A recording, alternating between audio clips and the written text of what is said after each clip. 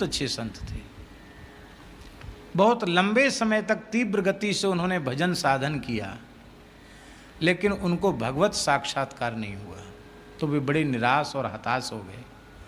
हनुमान जी का मंदिर था, छोटा सा खेत था, तो एक कोई सिद्ध पुरुष विचरते विचरते वहाँ आए, तो उनसे उन्होंने पूछा कि मैं बचपन का साधु हूँ और जितनी भी संयम सदाचार की सावधानियाँ हैं वो सब हमने रखी, भजन साधन भी किया, लेकिन हमको अनुभूति क्यों नहीं हो रही। इस तरह से उन्होंने भजन करना आरंभ किया, तो कहते थोड़े ही दिनों में उन्हें भगवत साक्षात्कार। सप्तद्वीपवती पृथ्वी अकृष्ट पच्या थी। अकृष्ट पच्या माने बिना जोते बिना बोए धरती में अन्न पैदा होता था और अपने आप कट करके घर में आ जाता था। अच्छा, एक बात बताओ, ये व्यवस्था सही थी कि गलत थी? हम आपसे उत्तर चाहते हैं। सही व्यवस्था थी कि गलत थी? हैं? गलत क्यों थी? हाँ, ये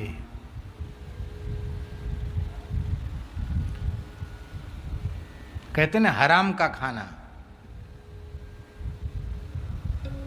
हमारे धर्म शास्त्र में मना ही है, बिना परिश्रम के आपको खाने का अधिकार नहीं है। आप मेहनत कीजिए, बिना पुरुषार्थ के जो आप प्राप्त कर रहे हैं वो ठीक नहीं है, ये पाप की कमाई है। एक सच्ची घटना आपको सुनाए। जौनपुर सुना है आपने? जौनपुर जिले में एक महात्मा रहते थे। हमारे परम श्रद्धेय श्री रामायण जी महाराज भी जौनपुर जिले के ही थे। जौनपुर जिले में एक महात्मा रहते थे, बहुत अच्छे संत थे। बहुत लंबे समय तक तीव्र गति से उन्होंने भजन साधन किया, लेकिन उनको भगवत साक्षात्कार नहीं हुआ, तो वे बड़े निराश और हताश हो गए। हनुमान जी का मंदिर था, छोटा सा खेत था, तो एक कोई सिद्ध पुरुष विचरते विचरते वहाँ आए, तो उनसे उन्होंने पूछा कि मैं बचपन का साधु हूँ और जितनी भी संयम सदाचार की सावधानियाँ हैं वो सब हमने रखी, भजन साधन भी किया, लेकिन हमको अनुभूति क्यों नहीं हो रही। तो महात्मा ने कहा कि ऐसे ही है, राम राम करते रहो, कल्याण तो हो ही जाएगा। अरे बोले, मरे पीछे कल्याण नहीं, हम जीते जी जो पाना चाहिए वो हम प्राप्त करना चाहते, उसमें बाधा कहाँ आ रही है? तो महात्मा बोले, बाधा यही आ रही है कि तुम अपने परिश्रम की कमाई खाकर भजन नहीं कर रहे हो। जो भगत जगतों का अन्न चून आ रहा है उसको खा कर के जो भजन कर रहे हो, तो भजन तो सब उनमें चला जा रहा है। अब अपने परिश्रम से, अपने परिश्रम की कमाई खा कर के तब भजन करो, जल्दी काम बनेगा। और सिद्ध पुरुष कह के चले गए।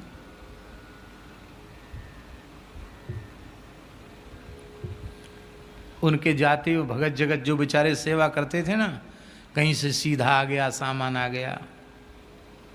महात्मा ने सबको हाथ जोड़ लिए, बोले हनुमान जी तो सबके हैं, दर्शन के लिए किसी को मनाही नहीं है, लेकिन किसी से न तो एक सूत का धागा चाहिए, न एक पैसा चाहिए, न अन्न का एक कण चाहिए। बोले बाबा जी फिर कैसे होगा? बोले अब जैसे होगा तैसे होगा। तो मंदिर में ही थोड़ी ज़मीन थी, उसी को कुदाल से खोद खोद करके कुछ बो लेते थे, उसी को काट लेते थे, उसी को खा कर के उन्होंने भजन किया। बहुत कम अन्न बचता था उनके लिए, तो कोई संत आ जाते थे तो उसी में से थोड़ा सा देते थे। बोले ज़्यादा चाहिए तो गांव से भिक्षा मांग लो और बनाओ खाओ, हम कुछ को खाना भी नहीं, पर हम तो इतना ही दे सकते क्यों, हमारे पास है ही इतना, हम ज़्यादा दे नहीं सकते। इस तरह से उन्होंने अपने परिश्रम की कमाई करके भजन करना आरंभ किया, तो कहते थोड़े ही दिनों में उन्हें भगवत साक्षात्कार। ये मधुकरी मांग के खाना भी ये मुफ्त का सौदा नहीं है।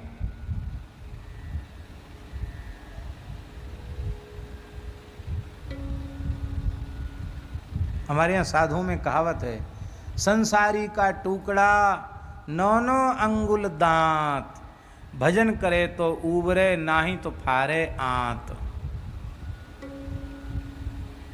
बहुत तीव्र भजन की आवश्यकता है। इसीलिए संतों में कैंकर्य की परंपरा है। स्थानों में रहकर गैया का गोबर उठाना, झाड़ू लगाना, टोकना मांजना और साधन करना, ये सब करने से, श्रम करने से जो अन्न का दोष है उसकी निवृत्ति हो जाती है। इसलिए हमारे यहाँ संतों में कैंकर्य की प्रधानता है, सेवा की प्रधानता है। जो स्थान में रहते हैं उन्हें तो स्थान में रहकर सेवा करनी ही चाहिए। जो स्थान में नहीं रहते हैं उन्हें भी किसी भी पशु पक्षी कीट पतंग वृक्ष जो सामने पड़े उसकी सेवा करनी चाहिए।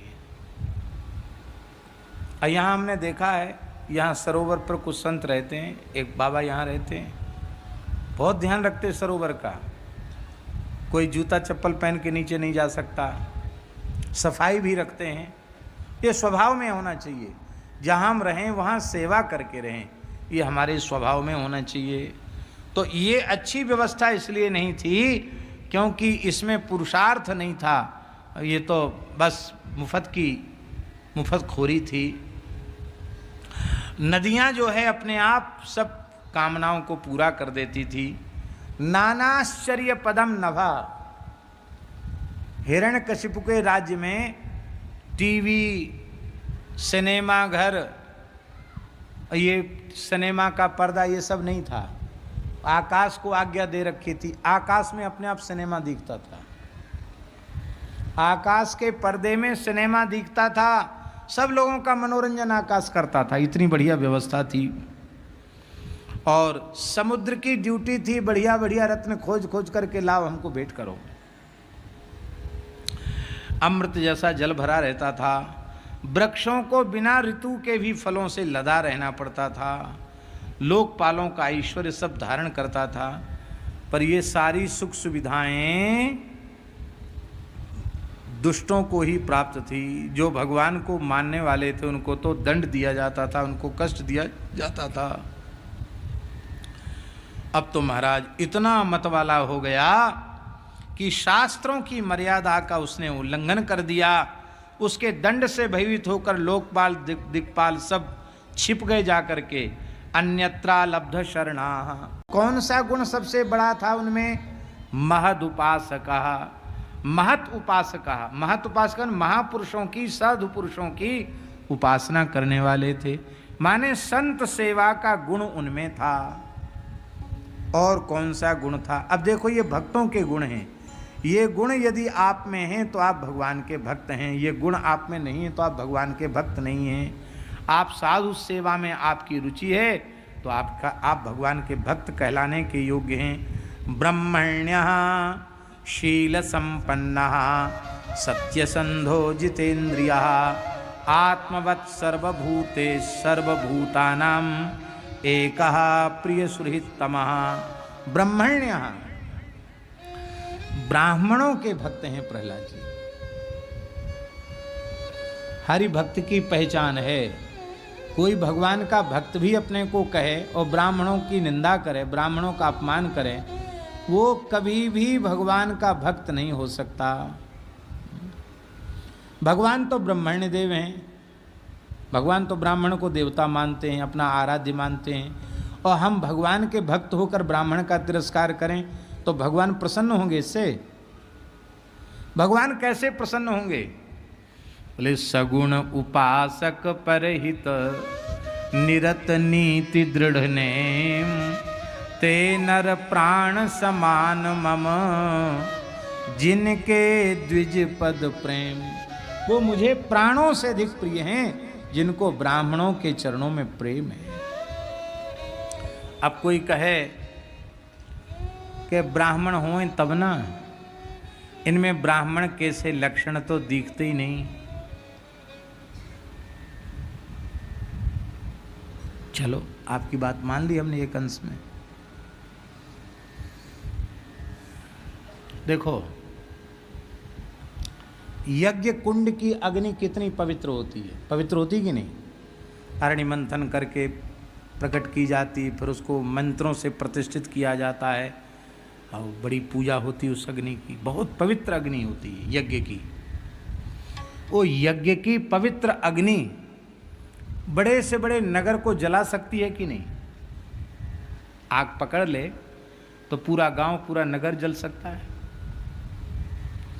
अच्छा चलो, चिता की अग्नि अपवित्र होती है, यज्ञ की अग्नि पवित्र होती है, वो भी जला सकती है।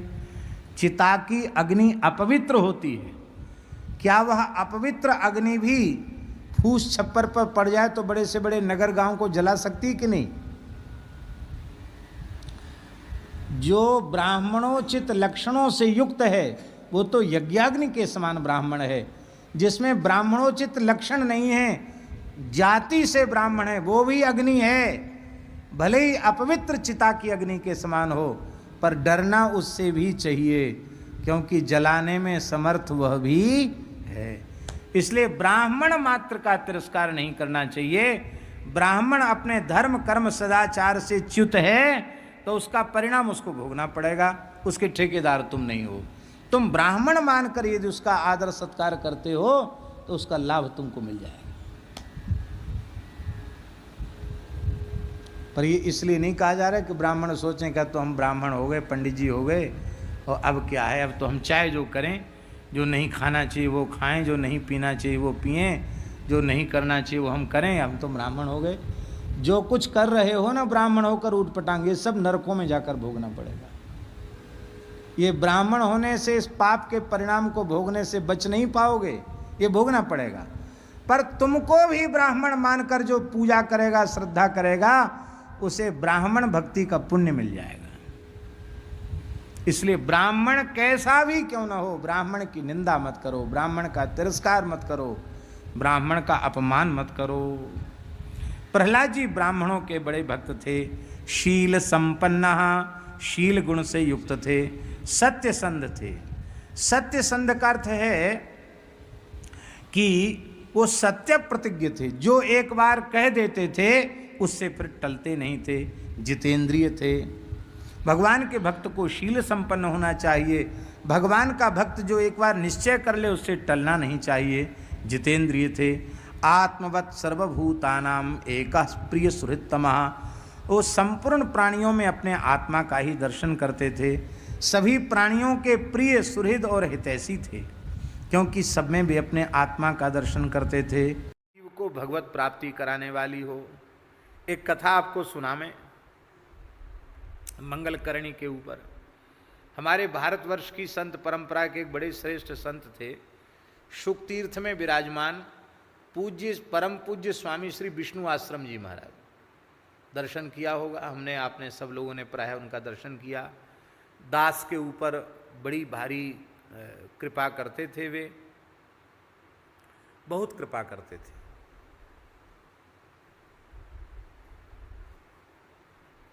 भारतवर्ष के श्रीमद् भागवत के और वेदांत विषय के वे अपने समय के सर्वोपरि विद्वान थे। संपूर्ण श्रीमद् भागवत आद्योपांत कंठस्थ था उनको।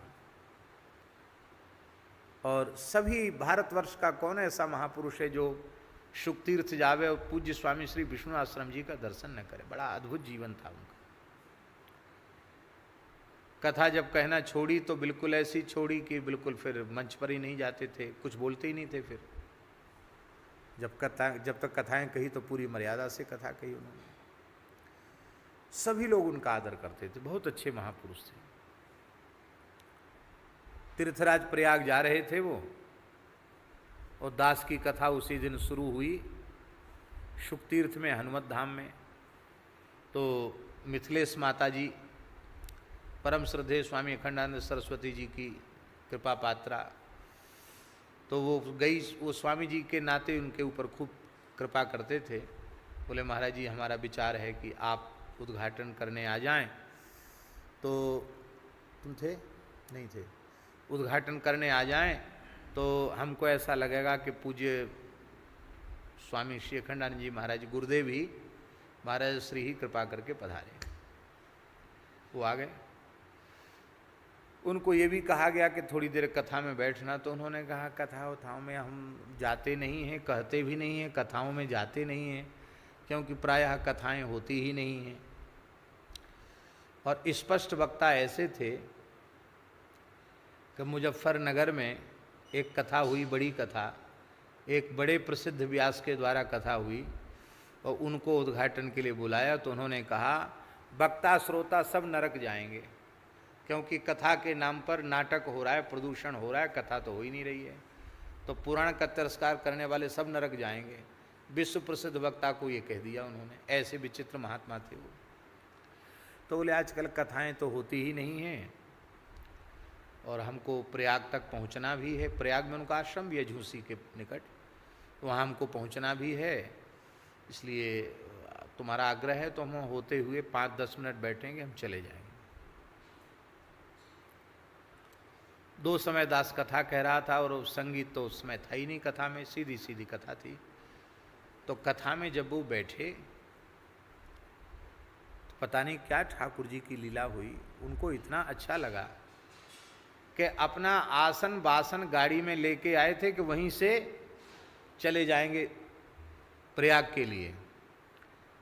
पर उन्होंने तुरंत अपने ब्रह्मचारी को कहा कि अब हम यात्रा स्थगित कर रहे हैं अपनी, जितने दिन कथा होगी हम पूरी कथा सुन के तभी प्रयाग जाएंगे। 9 दिन कथा हुई, और वे वृद्ध शरीर से भी दोनों समय कथा में विराजते थे। कभी 8 घंटे कथा होती, कभी 9 घंटे कथा भी हो जाती। एक दिन रात को बोले, हम शाम रात में उनके पास जाते थे दर्शन करने। एक बार रात को बोले मुझे लगता था कि कथा लुप्त हो गई, लेकिन कथा अभी धरती पर जीवित है। मुझे बड़ी प्रसन्नता होती है, आप एकदम मूल ग्रंथ के अनुसार शास्त्रीय पक्ष लेकर व्याख्या करते हैं, बड़ी प्रसन्नता है मुझे। लेकिन एक शिकायत है। क्या?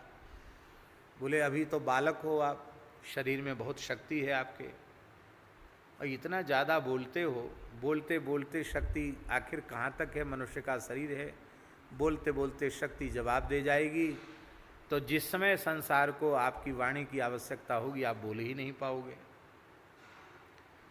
इसलिए बोले इतना मेहनत मत किया करो, इतना श्रम नहीं किया करो, थोड़ा कम बोला करो, थोड़ा विश्राम किया करो। इतना उनका वात्सल्य था मेरे प्रति। और दूसरी बात वो कहते थे कि देखो, एक तो साग मंडी होती है, एक जौहरी बाजार होता है। तो साग मंडी में भीड़ बहुत इकट्ठी होती है, लइयो रे दैयो रे, इतने रुपया धरी, इतने रुपया शेर, इतने रुपया क्विंटल, थोक मंडी, और हल्ला मचता है। और 2-4 घंटे के बाद जब मंडी उठने वाली होती है तो एकदम वहाँ सड़ी गली साग की बदबू ही वहाँ रहती है, कुछ नहीं। हाट उठने के बाद गंदगी के अलावा कुछ नहीं होता वहाँ।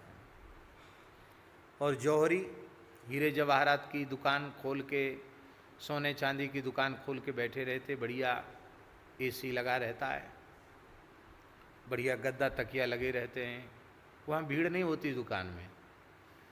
पर 2-4 ग्राहक भी आ गए, अरे 2-4 नहीं, अच्छा ग्राहक एक आ गया तो कहते आज का धंधा तो बहुत बढ़िया हो गया।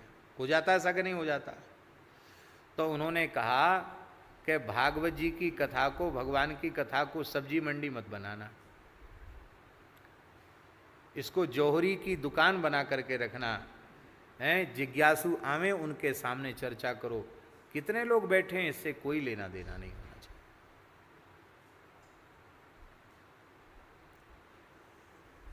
तो उन्होंने एक कथा सुनाई थी, वो कथा हम सुना रहे। उनकी बात कह करके तब उनकी कथा सुनाएंगे तो आपको विशेष भाव जगेगा। उन्होंने कथा सुनाई मंगल करणी के ऊपर। गंगा जी सबका मंगल करने वाली है, सबका कल्याण करने वाली। बोले एक बार गरुड़ जी जा रहे थे तो उन्होंने आनंदवन सुख तीर्थ को देखा।